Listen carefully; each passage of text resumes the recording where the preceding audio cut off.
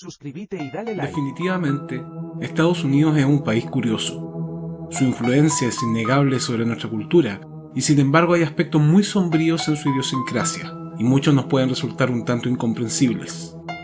En este caso, elevar a nivel de celebridad a algunos de sus peores criminales ha sido su costumbre durante décadas. Así lo evidencian casos como los de Ted Bundy, David Berkowitz, Charles Manson, Jeffrey Dahmer o Ed Gein. Dentro de este grupo de asesinos célebres, uno de los más famosos es sin duda John Wayne Gacy Jr., el payaso asesino o Pogo el payaso. El hecho de que un sujeto que se disfrazaba de payaso fuese un asesino en serie bastó para despertar la imaginación de muchos escritores y guionistas sedientos de material para sus proyectos relacionados con el género del terror. Prácticamente todas las películas de terror que incluyen payasos homicidas han sido influenciadas por la grotesca imagen de Pogo el payaso. Y si bien existió otro payaso aterrador antes que Pogo, este era solo un personaje que, más allá de su lúgubre apariencia, era inofensivo. Bozo el payaso produjo más de alguna pesadilla a los niños estadounidenses de la década de los 40. John Wayne Gacy, sin embargo, le dio una dimensión aún más retorcida a la imagen del payaso, transformándolo en un ícono realmente amenazador y que perdura hasta nuestros días.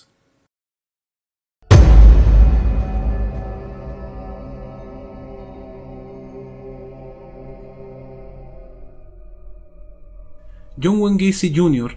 nace el 17 de marzo de 1942 en Illinois, Chicago. Él, sus hermanas y su madre sufrían de abusos por parte de su padre, John Samuel Gacy, un tipo violento, alcohólico y muy autoritario. Desde muy pequeño, aprendió a temerle al cinturón de cuero de su progenitor. Con los años, el pequeño Gacy trató de ser siempre complaciente. Era inteligente, despierto y le gustaba participar en las actividades escolares. Sin embargo, su padre lo denigraba constantemente, pues notaba que su hijo tenía ciertos modos un tanto afeminados. Era tanto el rechazo que le provocaba su propio hijo, que comenzó a tratarlo de marica, niño de mamá o simplemente estúpido. A los 9 años, algunas fuentes aseguran que Gacy fue violado por un amigo de la familia, pero este lo negó en varias ocasiones. A los 11 años, Gacy recibió un fuerte golpe en la cabeza con un columpio, lo que le provocaría constantes desmayos durante varios años, además de jaquecas insoportables. Su padre pensó que estaba fingiendo y que lo hacía para llamar la atención.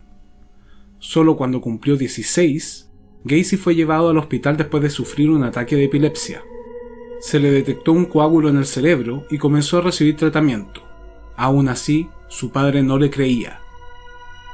No pudo terminar la secundaria, sin embargo, eso no fue impedimento para que Gacy triunfara en la vida. A pesar de ser un joven regordete, poco agraciado y de baja estatura, era muy simpático e inteligente. Siempre lograba que se le abrieran las puertas, pues incluso poseía cierto carisma y era muy dominante. En vista de que la relación con su padre no prosperó, decidió viajar a Las Vegas en busca de un trabajo. Fue difícil, pero finalmente consiguió un empleo en un depósito de cadáveres. Era muy trabajador, responsable y un obsesivo por la limpieza, así que se ganó la confianza y respaldo de sus jefes. Podían contar con el joven y servicial Gacy para todo, pero había algo que lo motivaba a permanecer en aquel trabajo. Ver cadáveres de cerca le despertaba una gran curiosidad, sobre todo si se trataba de adolescentes. En algunas biografías se asegura que practicó necrofilia con algunos de los cuerpos, pero él lo negaría en todas las entrevistas posteriores a su detención. Gacy estaba empeñado en triunfar. Se graduó y se unió al ejército, en donde solo estuvo un tiempo. Sin embargo, solía presumir que había estado en Corea, algo absolutamente falso. Era un mentiroso patológico y descarado, siempre tratando de impresionar a las personas. También era cleptómano e intolerante a la frustración. Siempre creía tener la razón y nunca se daba por vencido en una discusión. Estos dotes lo llevaron a convertirse en un sujeto sumamente egocéntrico, con un deseo obseso por controlar a los demás. Algunos decían que era brillante haciendo negocios y escalando a nivel social. Era constantemente ascendido en sus puestos de trabajo e incluso llegó a tomar un cargo directivo en una empresa de zapatos llamada Nonbush, vicepresidente de Jaycees y gerente de un local de la cadena de comida rápida Kentucky Fried Chicken en Iowa. Parecía que todo lo que se proponía lo lograba sin mucho esfuerzo. En 1964, a la edad de 22 años, contrae matrimonio con una mujer llamada Marilyn Myers. Pero en 1968, su matrimonio termina abruptamente cuando es acusado de abuso sexual a menores y es condenado a 10 años de prisión. Gacy sentía atracción por los chicos con los que trataba en su trabajo como dueño de un local de comida rápida. Se vio involucrado en una seguidilla de situaciones sumamente embarazosas relacionadas con adolescentes. Había tomado por costumbre invitar a algunos de sus jóvenes empleados a su casa con el fin de embriagarse y ver películas pornográficas. A veces iba directo al grano y lograba acceder a favores sexuales a cambio de dinero, pero en otras ocasiones amenazaba, maniataba y violaba a los menores sin previo aviso. Por aquel entonces, Gacy era candidato a la presidencia de la Cámara de Comercio, por lo que sabía que debía tener cuidado con lo que hacía. Sin embargo, su desenfreno sexual era tan grande que no podía contenerse. Incluso uno de los chicos lo acusó de haberlo encañonado para obligarlo a jugar a la ruleta rusa con un revólver. A otro lo mandó a golpear para que no declarara en su contra. Todo aquello era suficiente para mandarlo a la cárcel por una buena temporada. Cuando su esposa se enteró de las graves acusaciones, corroboró sus sospechas. Había visto cómo Gacy se ponía cuando veía a los jóvenes en su local y tenía serias dudas de la sexualidad del padre de sus hijos. Tras las denuncias, decidió divorciarse de inmediato. Gacy se las arregló para destacar mientras cumplía su condena y se convirtió en chef de la prisión, un puesto que siempre es privilegiado tras las rejas. Gracias a su simpatía y carisma, logró mantenerse en el cargo durante toda su estancia. Incluso fue entrevistado por un canal de televisión local en su puesto de trabajo, a modo de ejemplo de reinserción laboral. Le encantaba llamar la atención. Después de permanecer solo 18 meses tras las rejas, y debido a su comportamiento ejemplar, Gacy es dejado en libertad condicional. Vuelve a Illinois para rehacer su vida, o al menos eso parecía. Gacy no podía aceptar que le gustaran los hombres. Despreciaba a los gays tanto como lo hacía su padre, pero era innegable que le atraían. Su odio hacia la homosexualidad y hacia sí mismo era una bomba de tiempo que podía explotar en cualquier momento. En 1971, compró una casa en el sector de Norwood Park Township, en donde montó una oficina de construcción. Al mismo tiempo, se mostró como un vecino simpático y servicial con la comunidad, además de convertirse en todo un personaje. Era vocal de mesa del Partido Demócrata y un miembro activo y muy respetado. Muchos lo recordaban visitando a chicos con enfermedades terminales en los hospitales, disfrazado de Pogo el payaso, un personaje inventado por él mismo y que también acudía a alegrar cumpleaños y fiestas, llevando globos y golosinas a los menores. Sin duda, este anecdótico detalle sería trascendente a la hora de contar la historia de tan despiadado homicida. Gacy seguía empeñado en mostrarse como un ciudadano modelo. Era casi como una obsesión. Se casó por segunda vez, tuvo 2 hijas, montó una empresa de construcción que prosperó y continuó vinculado al mundo de la política. Más pronto que tarde, comenzó a relacionarse con algunos jóvenes del vecindario, los cuales acudían a su casa para solicitar empleo como albañiles en su empresa. La historia se volvía a repetir, pero esta vez no quería que lo atraparan. No podía dejar testigos. Es en 1972 cuando Gacy comienza una serie de asesinatos realmente espeluznantes. Solía invitar a jóvenes y adolescentes a su casa, con la promesa de un trabajo o dinero. Una vez que entraban en confianza, los drogaba con cloroformo y los sometía a numerosas torturas y vejaciones. Primero, los desvestía mientras estaban inconscientes. Luego, los esposaba y ataba con sogas y cadenas para torturarlos. Generalmente usaba cigarrillos encendidos y estrangulación, pero prefería ahogarlos en la bañera para después revivirlos con el único fin de prolongar el tormento. Los violaba reiteradas veces y para que no gritaran, les introducía la ropa interior por la boca casi hasta la mitad del esófago. Algunos de los chicos que torturó y violó morirían asfixiados debido a este procedimiento. A otros los estranguló, apuñaló o ejecutó de un disparo en la cabeza. Constantemente inventaba nuevas formas de ofrecer suplicio a quienes entraban desprevenidamente a su casa. En un principio, Gacy despachaba los cadáveres en ríos cercanos. Sin embargo, una dolencia en su espalda comenzó a complicarlo. Además, consideró que salir a la calle con un cuerpo en su automóvil era muy arriesgado, por lo que decidió enterrar los cuerpos bajo su casa. Una trampilla en el piso daba paso a un subterráneo donde comenzó a acumular cuerpos durante años, cubriéndolos de cal viva y enterrándolos en cemento fresco. Su esposa, que vivía en otra propiedad, jamás sospechó de las retorcidas prácticas de su marido. Al mismo tiempo, Gacy solía invitar a otros vecinos a su hogar, en donde se mostraba muy amable y se excusaba por el mal olor. Según él, se debía a un desagüe cercano que daba justo a su jardín, lo cual no era cierto. Pero nadie sospechó que pudiese haber un cadáver en la propiedad. Era un próspero hombre de negocios, simpático e inteligente, un emprendedor comprometido con la comunidad y padre de familia. Todo saldría a la luz en diciembre de 1978, cuando la policía recibió el aviso de la desaparición de un chico llamado Robert Piest, de 15 años. Su madre estaba muy preocupada y llegó hasta la comisaría denunciando el hecho. Según la mujer, su hijo solía buscar empleos esporádicos para ayudar en casa, y la última vez que lo vio, le comentó que se dirigía a una entrevista de trabajo con un sujeto de apellido Gacy. El teniente Kozenczak, del departamento de policía de Des Plaines, revisó algunos documentos que el muchacho había dejado en casa. Entre ellos, encontró la dirección y el número telefónico del hombre que había hecho la oferta laboral, el contratista John Wayne Gacy Jr. Kozenczak decidió llamarlo por teléfono para preguntar si Robert había asistido a la cita. Gacy respondió la llamada, pero negó haber visto al muchacho. Cuando el teniente le solicitó que se presentara a declarar, pues el chico se encontraba extraviado, Gacy se excusó diciendo que no podía presentarse en ese momento, pero que podría ir al departamento de policía al día siguiente. Kozenczak quedó pensativo. Decidió revisar los antecedentes del sujeto y descubrió que Gacy había sido condenado en 1968 por abuso sexual contra varios menores de edad. Todo ello le daba mala espina, pero decidió esperar a que Gacy apareciera voluntariamente. John Wayne Gacy se presentó al día siguiente en el departamento de policía, tal como lo había prometido. Le comentó al teniente Kozenczak que no había visto al muchacho y que ignoraba su paradero, pero este no le creyó y ordenó un registro de su domicilio. Cuando los agentes forzaron la puerta de la casa de Gacy, el olor a putrefacción los dejó atónitos. Era evidente que allí había un cadáver en estado de descomposición.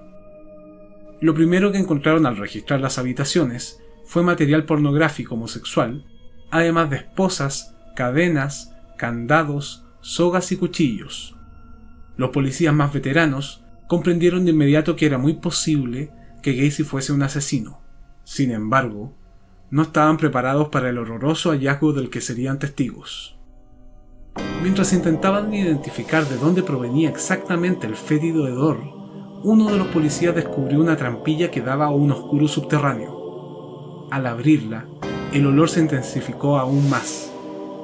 Definitivamente había cadáveres humanos allí. Cuando uno de los agentes bajó, descubrió que había cemento fresco en el piso. Los policías comenzaron a romper el suelo y los primeros cuerpos aparecieron.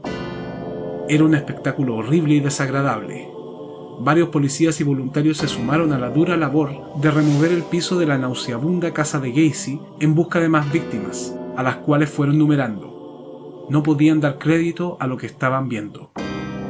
Entre periodistas y reporteros, se corrió la voz de que se estaban desenterrando cadáveres bajo una casa en Illinois y que ya superaban la docena.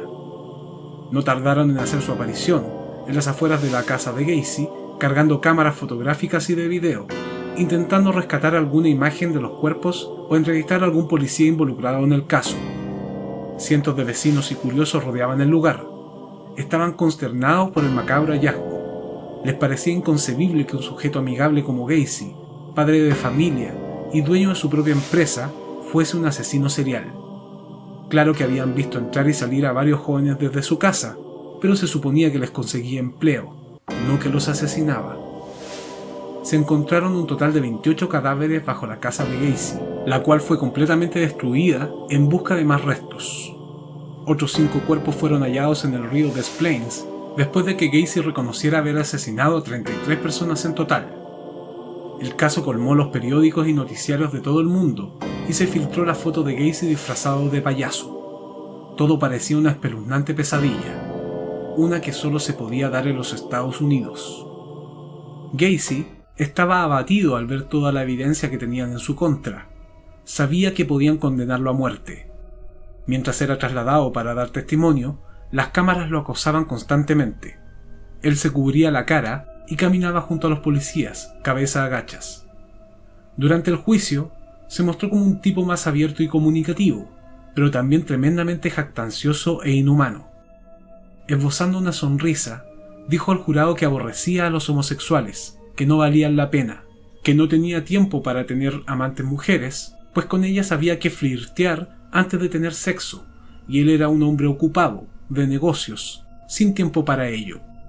Por este motivo, según él, prefería mantener relaciones homosexuales, pues era más inmediato y más fácil, sin tanto preámbulo. Es necesario recalcar que sus víctimas tenían entre 14 y 21 años de edad y no parecían tener conductas homosexuales. Parecía que Gacy trataba de justificar sus actos de una forma ridícula. Evidentemente se trataba de un depredador sexual, incapaz de aceptar su propia homosexualidad y al que solo le importaba sentir placer por medio de las más abominables prácticas. Le daba absolutamente lo mismo si sus víctimas eran o no homosexuales, y aunque así hubiese sido, no tenía ningún derecho de abusar de ellas y asesinarlas. La actitud despectiva con la que se refería a sus víctimas solo logró despertar la antipatía del jurado. Gacy era un verdadero monstruo y parecía no enterarse. Los psicólogos y psiquiatras no llegaron a un acuerdo sobre si el acusado padecía algún desorden de tipo mental, pero sí concluyeron que el hecho de violar y torturar a sus víctimas representaba para Gacy la mejor forma de denigrar a quienes, según aseguraba, parecían o eran homosexuales. El abogado insistía en que su cliente sufría de locura temporal y que varias de las muertes se habían producido por asfixia mientras se realizaban juegos sexuales consensuados. Sin embargo, Gacy no estaba loco ni padecía de trastornos que lo hicieran inimputable. Tampoco se creyó la hipótesis de que las prácticas sexuales fueran consensuadas o por dinero, pues los jóvenes habían sido sedados y amordazados. Antes del veredicto final, se presentaron a declarar dos muchachos que solían dormir en la casa de Gacy. Curiosamente, no los asesinó, aunque sí les pidió ayuda para cavar algunas fosas en el subterráneo de su casa, supuestamente para buscar una filtración. Jamás supieron lo cerca que estuvieron de terminar dentro de aquellos agujeros que ellos mismos habían cavado. Los especialistas concluyeron que se trataba de un psicópata extremadamente egoísta, sádico, manipulador y carente de emociones.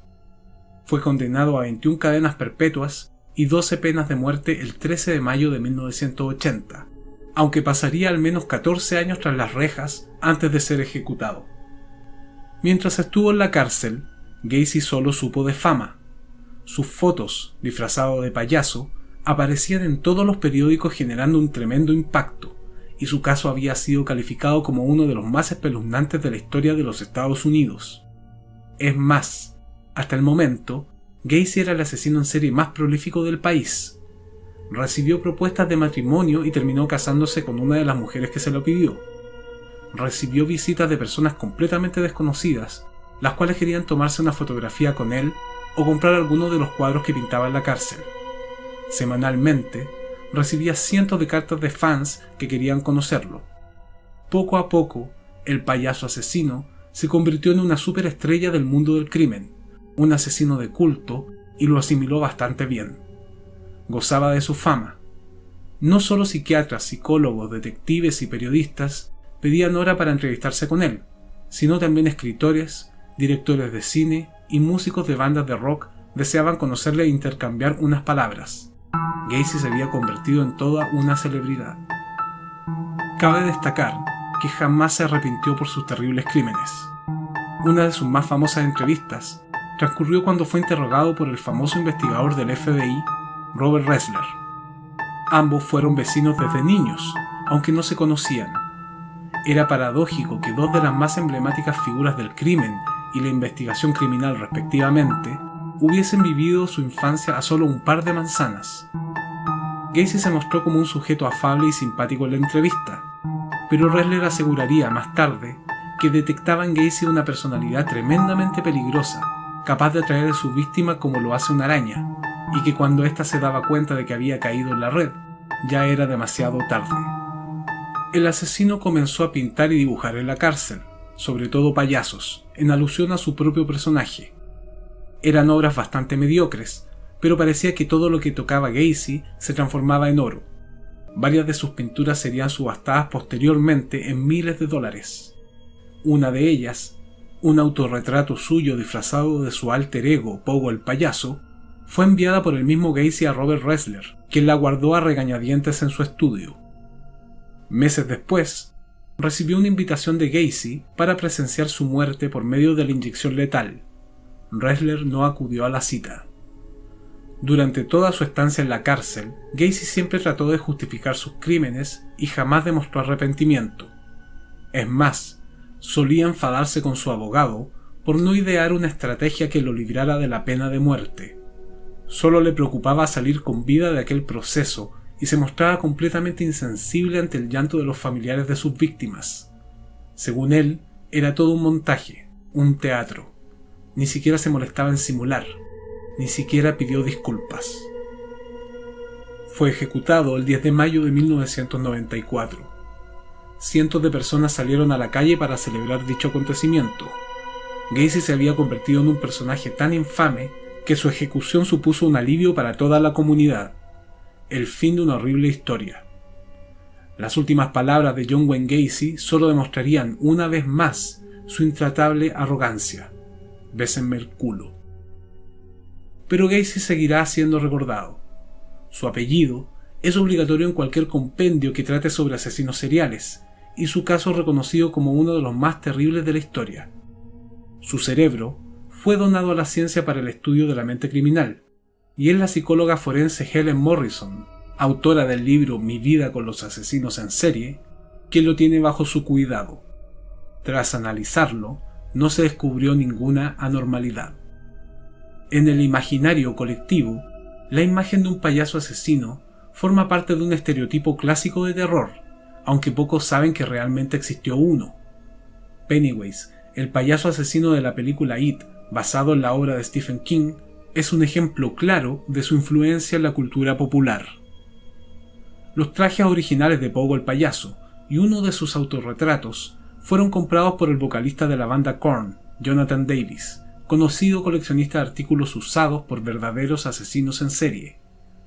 Otro músico que posee una de las obras de arte del afamado criminal es Danny Field, de la banda Cradle of Filth.